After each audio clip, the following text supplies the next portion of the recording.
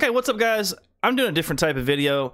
I want some feedback on these types of videos, these educational ones, and I'm going to try to start doing more. I'm a little lazy, so bear with me as they come out. They're not going to be highly edited, but just let me know what you think about this type of video. We're going to go over basic spawns on Recharge, and we're going to go over some basic setups for Strongholds on Recharge, okay? So starting out, I have on screen here TAC maps pulled up with Recharge Strongholds, obviously, and we've got the red team on an A and B setup, which is the preferred setup for most players, I would say, most teams. You can do some different setups. You can go AC or CB. Usually those are not the best, and they're very temporary while you have them. But A and B is the ones that are typically being held. Now, I just want to kind of go over some of the roles and responsibilities of these key players in these positions. But basically, you have a guy top gold here with the commando spawn, and basically his job is to deal damage.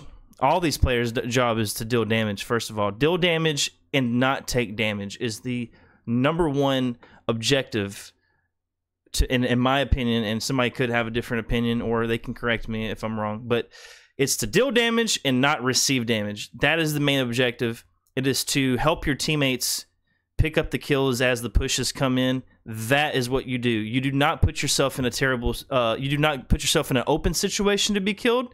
You're going to be annoying. That is your job, is to be annoying, like Ryan Noob, right?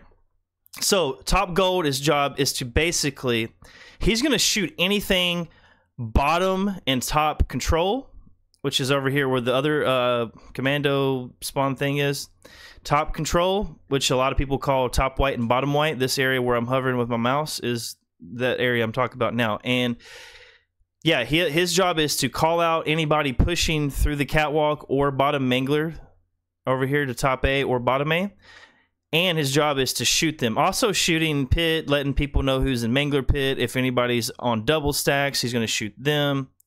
He's going to pay attention to the trippy corner because people can jump up from C stairs there. That is his job. And his job also is not only just sit in this one spot, right? You can't just hover here. You gotta play it by ear. But once he knows this area is clear for the moment, maybe you've gotten a pick or two, you know, then his job is to pay attention to this jump up here in attic, and if he doesn't see anybody there, then he proceeds to like check the long haul. Basically, you just want to check it. You do not want to prolong the fight here. You want to get as much damage as you can and receive as little damage as possible. But you do not want to take this 1v1 and over challenge it here unless you know that you can absolutely 100% win it, right? Because once this spot is done and you are out and you are killed, these people in long haul are going to abuse that. They're going to push through gold. You know, they might get shot from bottom A. But at the same time, these two guys in control could be pushing top A and then cause that player not to be able to get the cross on top glass here in top gold. So these players can easily push in, take this guy out on bat ledge right here, and then push their way through and collapse, you know, onto A after they take B or whatever they want to do, whatever their preferred strategy is for the push. But take these guys back and down to the long haul. This guy is going to rotate back once he's unchallenged. Basically what I mean is, like, he didn't take the challenge. He backed down. Once he backs down, he's going to rotate back here to top gold and just hold this area. He's also going to watch bottom gold, make sure that nobody's being sneaky here. So he's got to do that. All right, this guy on bat ledge, his job is to also kind of do the similar thing here. He's going to be shooting anybody top control, bottom control, anybody he can shoot from needles, trippy corner. He can possibly get maybe a sight on long haul.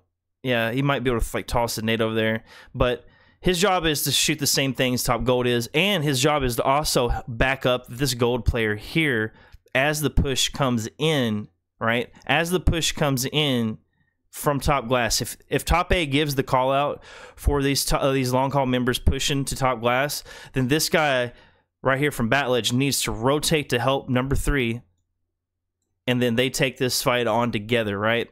And once that fight is concluded, if they are successful, even if just one of them gets picked, he's going to maintain his, like, say like number 3 gets picked off, but they win the battle completely. They stop that push, but number 4 here is still alive. He is going to resume the role that Gold was playing, and now he has got this cross to the catwalk, because you need this sight line right here to protect your A guy, right? I'm sorry if this mic is too close to my mouth, but that is the overall objective. If one gets picked, you're going to take that top gold spot. And then if you do end up getting push glass, like say like number 3 does spawn up, but he spawns over here in A. Let's say he spawns in A for some reason. I mean, he's more than likely going to spawn like right here in pipes, I would say. Just because of this, but if they do push in here, he might not spawn there. It's possible. So number 4 might be a solo gig here for a while until number 3 or somebody else can fill in.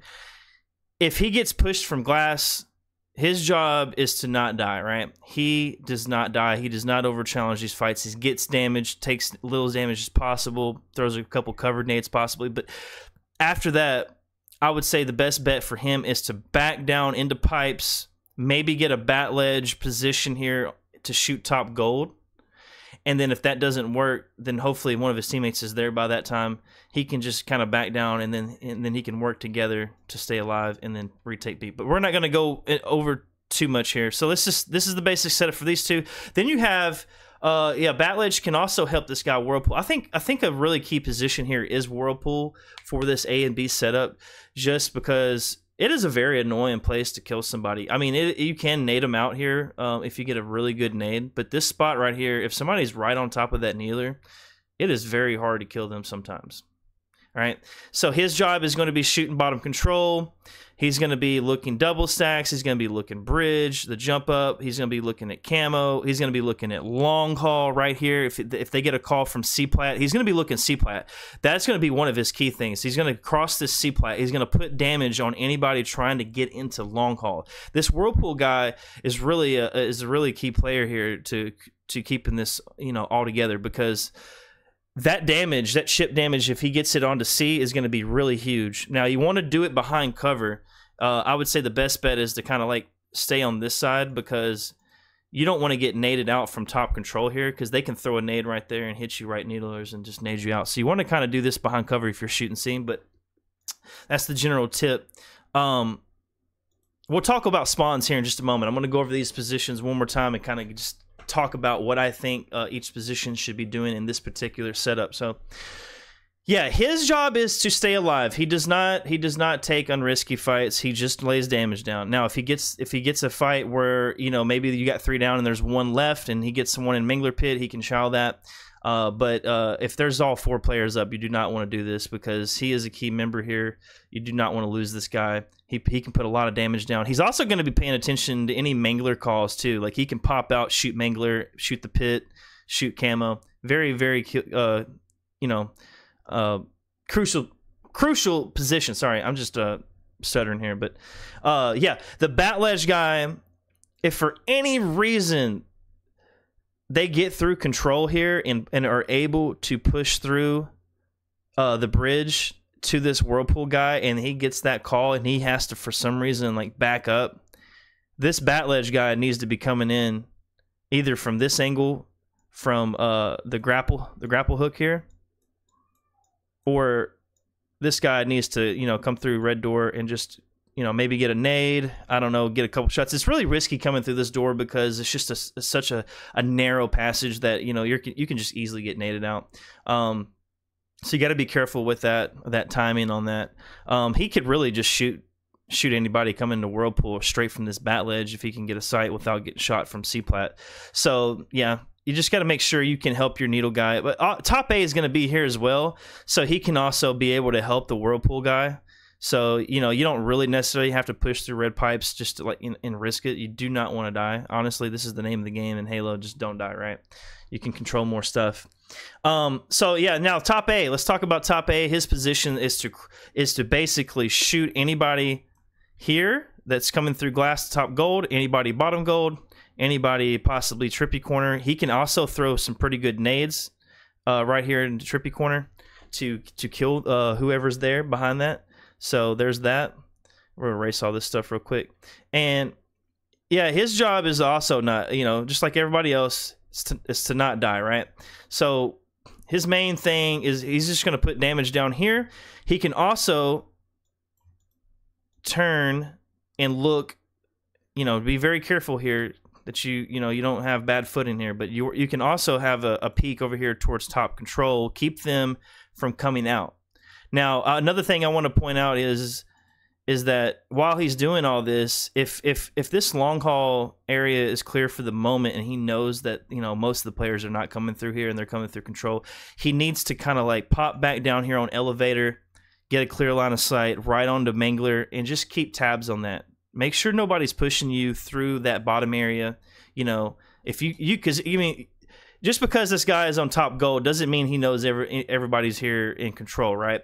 So there could be one sneaky player to get through here possibly if his eyes aren't there on that player, and you got to be careful. You got to drop down here, bottom elevator, check this Mangler spawn. Then quickly, if you don't see anybody, just hop back up, resume your position, get that sight back on to glass and bottom gold. And yeah, this is how this setup works. It's very effective if you can pull it off, but you have to have, you know, you have to have great accuracy, obviously, across the map. You gotta lay down a lot of damage. You gotta have good timing on that, and you know, just do your best. Like, you know, you're gonna get picks, especially if this top gold guy is doing his job and he's shooting catwalk. These dudes are going to be about half shields, if not one shot, by the time they come in. By the time they come into white, I mean, sorry, not white, but top A, this A guy right here is going to be able to kill him. You know, easily get a nade on him or a couple shots, you know, if not a trade or a melee. So that setup is pretty good. Now, let's talk about spawns. I'm going to kind of give a couple of different scenarios here. Just, you know, there's a million different ways this could go, and that's just Halo for you. So we're gonna keep these little icons here. Oops, this thing's like clicking all over the place. There we go. Turn these little lights off. Obviously, if you have this set up, they're gonna be spawning mostly at C, most of the time. They're gonna spawn probably long too. So C and long are going to be your spawns right here. All right. That's just how it goes. Now, the other thing is like, okay, well, let's just say, what if my team, we're going to take these red guys off. We're going to act like they didn't have this set up. We're going to act like blue team just killed them all, right? We got one guy, let's say we got one guy top gold. One guy just came here to long. And then we got a couple guys, like, let's just say we got one guy C. This guy's coming up in control. When red team spawns up, they have a chance to spawn red pipes. They have a chance to spawn red pipes, right? Like they have chances to spawn in red. I mean, they're going to be in A most likely. That's your. I mean, obviously, it's pretty. There's only one other spot. They can spawn here, or they can spawn pipes, right? They also can spawn B too, but he's probably not going to spawn B just because how close this player is. I'm not sure on the specifics of this. You know, there could be a couple other people to correct me on this, but I think he would spawn pipes on this particular situation here we have on screen. So that's one way things could go, right? And basically, it's vice versa. If anybody's holding gold or whirlpool and A, the players are spawning C. You know, let's just say we got a guy whirlpool. We got a guy over here. Say we got like two guys right here, right? Okay, and say blue team just got wiped out and they're spawning all back up, right? Okay, we're gonna take them off the map for a second. Blue team will most likely spawn long call. They could even spawn back C possibly. I'm not sure. Or C, yeah, right here. They're definitely going to spawn long haul though, for sure. That's most likely where they're going to be when you come through control, right? Depending on the timing of you coming into control, this all matters. But yeah, mostly long haul. If this guy right here in whirlpool moves anywhere really close to A, I would say they have a really good chance of spawning pipes. I think they can even spawn down here on long haul too, like towards the disruptor, if I'm not mistaken. So yeah, I mean, that's a pretty easy generalization of how like spawns work. I mean, just look where your teammates are on the map. You know, like it could be a toss up, honestly. Like if you got a guy, you know, your teammate, you say you're on red team, and you got a guy here on top gold, and let's just say like all of you just spawned up. The whole other enemy team is on this side of the map. Let's just say they're here mostly. Red team's gonna spawn A. They could spawn pipes. You just gotta really look at like, okay, where are my teammates on the map? Are they shooting anybody? Are they engaging anybody cross map? Or are they engaging close quarters? You kind of gotta decide for yourself. Like, do I see any bullets going across the map? Do I hear them echoing in the back hallway fighting? And you can kind of basically think, okay, well, if my teammate is top gold and I'm in Whirlpool, right, and I got a teammate A, 2A, and I'm Whirlpool and he's gold, and I'm this player 3, where is the enemy going to be, right? If I was in Whirlpool, the first place I'm going to look is long haul, right? I'm going to look straight down here. If I see anybody like this guy, I'm going to shoot him. I'm going to call him out, especially if he's able to jump up to glass. And then I may wait here and just kind of look glass to keep him back until my teammate on top gold can actually make the peek and get the kill. But then automatically, the next place I'm going to look, especially if I didn't see anybody else there, is I'm going to look at C-Plat. I'm going to look bottom control, and then I'm going to look Mangler. These are the only other places they can be, honestly. I mean, figuring out the spawns on some of these maps is really not hard, honestly, guys. So that's going to be, I guess, my little lesson for the day. If you got any questions, feel free to comment below, especially if you didn't like my opinions or any of that. If you have any, you know, feedback, especially, yeah, if you have any feedback, please let me know. I'd like to know. I'd like to get these videos to be a lot better. Particularly not super long videos, and I don't want to really have to do a whole lot of editing, but hey, if you got any feedback on the editing of this video, let me know as well, and I appreciate you guys. Take it easy. Peace.